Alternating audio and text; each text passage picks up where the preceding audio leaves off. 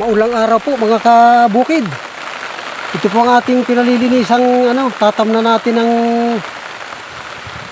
mga mais at gulayin. Ito po, inabot na po tayo ng ulan. Narito po tayo sa tuktok. Ayan po. Pandun po tayo ng anahaw.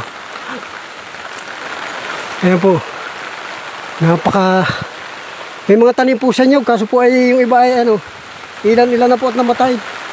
Namatay po siya nung nakakanlungan siya ng mga kahoy-kahoy. Kaya kailangan po ang ating mga kahoy ay inaalis sa mga ganiring tatamnan ng nyug. Dalas po natin yung mga tibig, mga minu-minu nga po. Kailangan po wala po sila. Ayan po. Inaalis po natin dito yung mga kahoy na kagaya po niyan.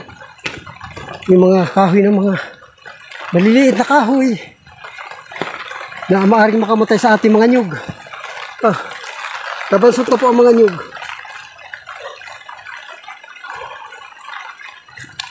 Ito po ay ating pa-i-spray pag uminit, mga kabukid. Ito po yung ating isang kasamahan sa paglilinis.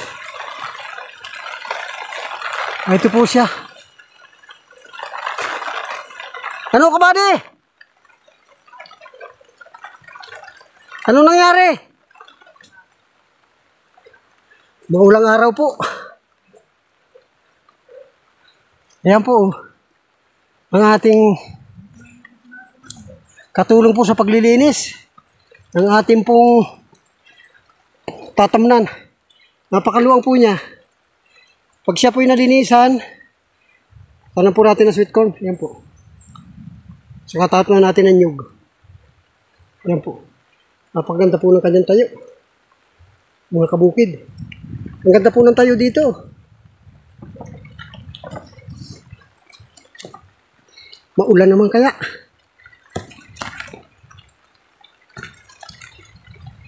Ayan po.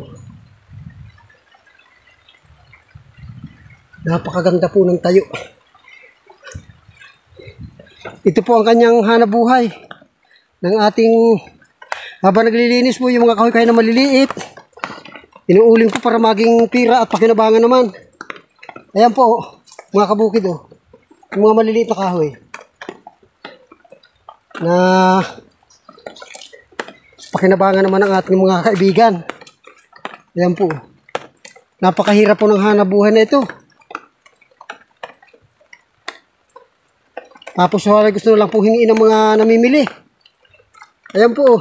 Napakahirap na trabaho. Ayan po ang ating mga hinahapay na kahoy, mga tibig. Ayan po. Mga kahoy na walang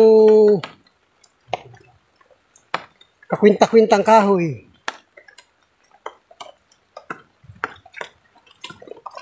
Ayan po ang ating kasama. Ayan po.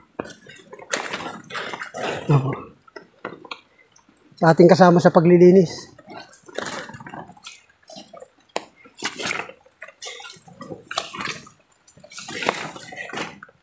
Yun, humulaw na. Walang dikit? Wala man po. Wala. May baya siya. Kala ko hindi mo na Pinadikitan ko yun, hindi yata nagtuloy. May ingat walang dikit, kaya siya. Kukuha bukas ng Maraming salamat po sa panonood mga idol. Mga kabukid.